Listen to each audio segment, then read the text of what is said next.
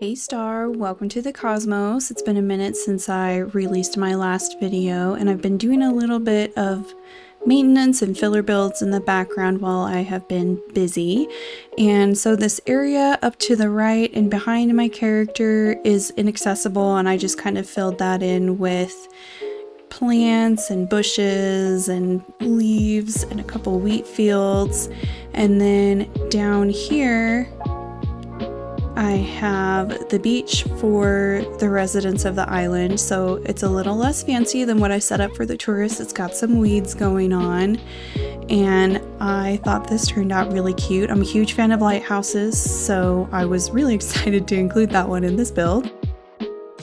And then over here where I had my long form video where I decorated the campsite area as well as these hidden waterfalls, which did go through a little bit of an adjustment. I brought the waterfall on the left out further because I felt it looked a little bit too uniform with all of them being in the same row. So I did a couple adjustments over here, and if you missed the last video, here is the beach as well, also pretty simple with a lounging area in the back and of course another lighthouse. And in front of the camping area I worked on the incline that comes up from the left, and so first I put in this cute little sitting area with a phone to reach Forest Services, which is probably run by Kiki, for anyone who is having some camping troubles and needs some help from the park ranger. And then right here I set up a little bike shop for people who like to go mountain biking so they can take these mountain bikes through the woods. And I brought this area out to the street and in front of Kiki's house. So this was a really quick filler build, and I am pretty excited about how it turned out. And then today I want to get a couple of yards finished and maybe also the beachfront as well. Down here is supposed to be the Cryptid shop run by Blathers, and it's just going to be a small build taking up this beach. I guess this beach is kind of bigger than I remember, so a medium-sized build. And I'm excited to work on those three things today, so let's go ahead and get started. The first house that I'm working on is Avery's house, and he is the resident Mothman. And I start by plunking down that beautiful rock cave because one of the first encounters in Mothman's lore was a group of teenagers that went out to a mining area, and they were just hanging around there after dark, I think, and Mothman showed up, freaked them all out. They all ran and jumped in the car and drove away as fast as they could, and Mothman was chasing after them. So I built him a little bit of a mining spot with some mining carts, and he is represented by Avery, who is a really funky looking bird. Unfortunately, or probably fortunately, we don't have any giant moth characters, no giant moth villagers, so I had to pick one of the birds. I felt like that was the closest. And with Avery, I just really loved how his eyes are wide open because that was something that I picked for several villagers on this island, and I felt like it was really fun for just they have seen the cryptids. And if you don't know what a cryptid is a creature that some people say it exists, but science hasn't proven it yet.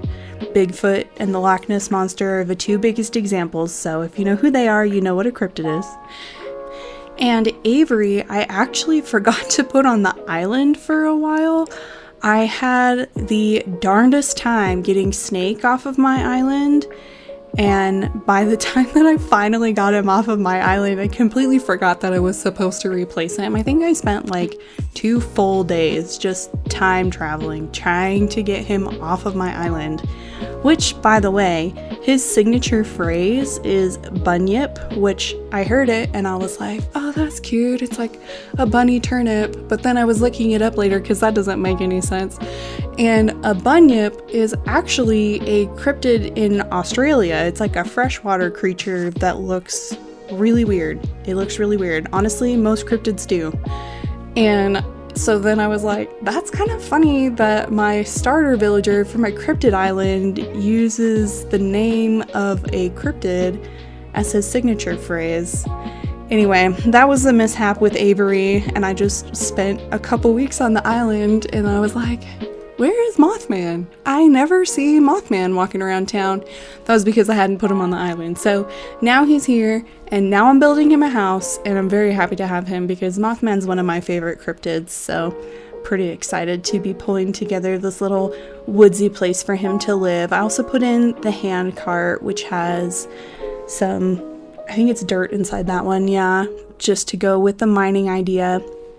And I was really excited to decorate his yard with just like every single moth in the game. So I've got several of the moths just going around right there, and I'm going to put in the giant Atlas moth pretty soon here, I believe. But that model is huge. That, oh my gosh.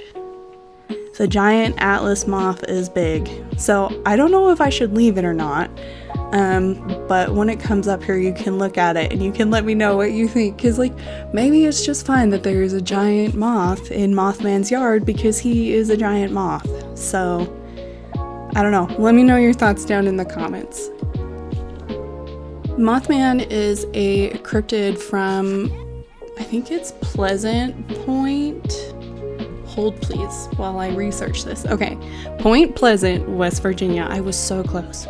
Point Pleasant, West Virginia, and he showed up before a bridge collapsed, and it was a pretty awful bridge collapse. A lot of people passed away, and so some people felt like he was prophesying disaster, which is a really interesting thought. So Avery, as my Mothman character, is someone who likes to read horoscopes, so he will warn you if your horoscope is saying that you're gonna have a bad day. He just wants you to know ahead of time. And he's a pretty nervous guy, which I think is pretty evident by how wide his eyes are open, but he blusters a lot, so he seems a little bit more intimidating than he actually is. And he's also just a perpetual lurker. He is just around, just waiting to tell you if something is gonna go wrong. So he's a pretty silly guy on my island. I like Avery a lot. The next home area that I worked on was for my Bigfoot character, and I picked Louie to represent Bigfoot, and I was thinking to myself when I was first getting him for my island that, you know, I don't really like him, but sometimes villagers get on my island and I realize that I like them more than I thought I did. And so my fingers were crossed that maybe I would think Louie was kind of cute after a while. You know, like obviously he would never be top tier for me. He's just not a style that I prefer. But I was hoping that I would like him after, you know, he just showed up. And I don't mind the jock personality. I think they're really fun. But it just didn't happen for me. I still don't like him. I still think he's ugly. So that was unfortunate. And I think I kind of set myself up for a little bit of, not exactly failure, but disappointment there, because I just don't like monkeys in real life anyway. And so I don't like the monkeys in the game, and gorillas are monkeys but bigger. So I don't know why I thought maybe that might change. But, you know, regardless of whether or not I like Louie, I feel like he fits really well for Sasquatch, which Sasquatch slash Bigfoot is this big, hairy, bipedal, kind of man-shaped creature that lives in the woods. And I felt like Louie, with his normal brown fur, kind of fit the stereotypical Bigfoot that I often see. And then you can see me here putting down several Bigfoot footprints around where his house is. That is one of the things that I have heard people use as evidence for Bigfoot. They're like, we saw this print in the woods, and sometimes they even get a model of it. I'm not using the right word there, but I can't think of what it is. But they fill it in with foam or cement or something so that they can, a cast. That's what I'm looking for. They can get a cast of the footprint. So I wanted to make sure to leave a lot of those around. I also had initially thought that a rock garden would be cool for him, because Sasquatch, one of the other characteristics that they talk about with Bigfoot is they throw rocks. If you're bothering them, they'll throw rocks at you. So I wanted to make sure to leave the rocks in his yard. And as I got to this point, I was thinking to myself that a rock garden would be too uniform. And so then I would need to figure out kind of the chaos of the design for the rocks. And that just felt like a lot of work. And I didn't really feel up to the task, to be honest. But a couple of them had already spawned in his neighborhood, like not in his neighborhood, in his yard. And so I just ended up leaving those and working around them. Same with for Mothman's yard. A couple of them showed up in his yard and I was like, you know what? I think that's fine, because like I was talking about earlier, the mining area, right? So there's going to be a lot of rocks. At this point in the video, I'm decorating the elevated area behind Mothman's house, and it leads over to the right behind the waterfalls. And this section of the island is just filled with trees. I really wanted it to feel like a forest, and I ended up using so much space just to get these trees to feel dense, because the trees need so much space around them for, you know, if you're gonna chop wood or drop things out of the trees, it needs space. It kind of surprised me how much space it ended up taking overall, but I really like the way that it looks from a distance, especially when viewing the waterfall from the incline that goes down into the little hiking area. I think it really does a good job of capturing my intention there with keeping it so woodsy. And Bigfoot's up on the third tier to also add to that mountainous kind of a feel. Bigfoot is a creature that's basically exclusively seen deep in the woods, which not every cryptid is that way. Obviously, creatures that are water creatures like the Loch Ness Monster are seen more in the ocean or rivers or ponds even. But there are some creatures that will even show up within the city, and some unfortunate souls have also claimed to see them in the house. So that's a big bummer for them. I hope that never happens to me. That sounds unpleasant. I usually skip those stories actually when I listen to podcasts, because I spend a lot of time listening to podcast episodes for kind of the supernatural, just anything supernatural. Sometimes aliens, but typically not. I don't like those stories as much, but lots of ghost stories and lots of cryptid stories. And my favorite ones are for Dogman, which Lobo on this island represents Dogman. And if you don't know who Dogman is, it's essentially a cryptid that looks like a werewolf, but it's not a werewolf because it doesn't need the full moon. And people aren't totally sure if it is a person turning into an animal or if it's just some kind of a creature. Those ones are typically also seen in the woods, but I have heard stories about them showing up in towns or, you know, other unfortunately close proximity places to where people live. And I'm actually somebody who gets spooked pretty easily, which is wild that I listen to spooky stories like this all the time. But I, you know, like just hearing the stories about, some people have said that Dogman will run across their roof several times in the night.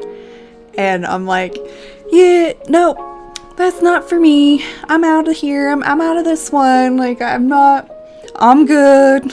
Even if it just turned out to be a person running across my roof every night to terrorize me, I'm not interested in that either. So anyway, some of the stories get pretty wild, and I don't want to recount them on a cozy gaming channel. But just so you know, if I do ever tell a spooky story, it's not going to be very spooky, because even stories that are not spooky, not silly, not weird, I do a really good job of making everybody sound silly and making everything sound silly. So if I ever told you a spooky story, it would probably just make you laugh. So no worries about that on my channel, but it's just something that I really have enjoyed for a lot of years. And I go through phases because I get myself really stressed out about it. And then I have to stop listening because, like I said, I get spooked pretty easily. But, you know, I was on a huge several month kick this year, and probably, I don't know, like a month ago, I actually finally stopped listening to the podcast and got back to my audiobooks, but I'm missing them. It's been too long. I need more spooky stories that are just so out there. And something that I got a few years ago that is one of my favorite things that I have, just one of my side things, not really anything important, but I got a notebook from Redbubble that says, "Be the cryptid you wish to see in the woods," with a sketch of Bigfoot on it, and that I use for notes for my Animal Crossing stuff. And I've also tried to find some cryptid t-shirts just for fun, but I really lean into cutesy in general, and cryptids are not cutesy at all. Like I mentioned earlier, a lot of them look like they need help. But I found, I think it was on Tea Turtle, but I found a really cute cryptid shirt there that I hope to get eventually. But all of these different cryptid items I think would be so fun to find in a little cryptid shop. And after I finish this build up with Louie, which might actually be right now. Yeah. After that, I went to work on Blathers gift shop.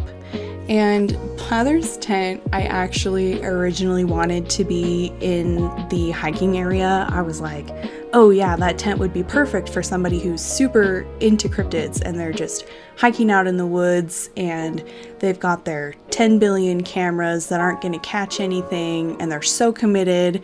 But I did not realize that you can't move the tent. You have to upgrade it to the actual museum. So I had to come up with something else.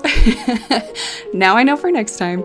But I decided to turn his place into a little cryptid shop instead. And this build, unlike the other ones, I kind of planned it out beforehand. So this one went a lot faster for the recording.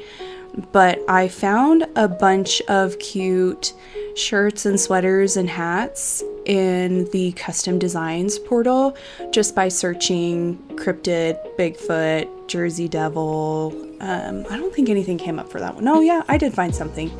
And other cryptids like the Loch Ness Monster. So I'm gonna try and get those on my Pinterest board ASAP. But they're pretty easy to find just by searching the different cryptids if you see one that you think is super cute.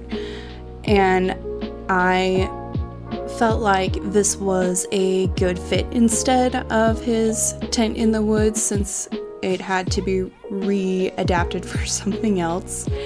But I'm pretty happy with how it turned out. And I think it's also pretty funny that it basically is right in front of resident services and also the eating area for in front of the shopping district. So Tom Nook, despite all of his efforts to keep the area cryptid free and not spooky for the tourists because he doesn't want to scare off the people with the money, you know, people are legitimately coming here because they've heard tales about the cryptids and they want to see if they can find them and get a blurry picture. So best of luck to the tourists. And if they are tourists that came not wanting to find a cryptid, best of luck to them too. I hope they don't find anything. Anyway, this is actually the last build for this island. I'm gonna sit on the island for a little bit because I'm somebody who likes to think really slowly. And I want to just take some time with the island and do minor touch-ups that probably no one would ever notice, but I'm thinking about them, you know?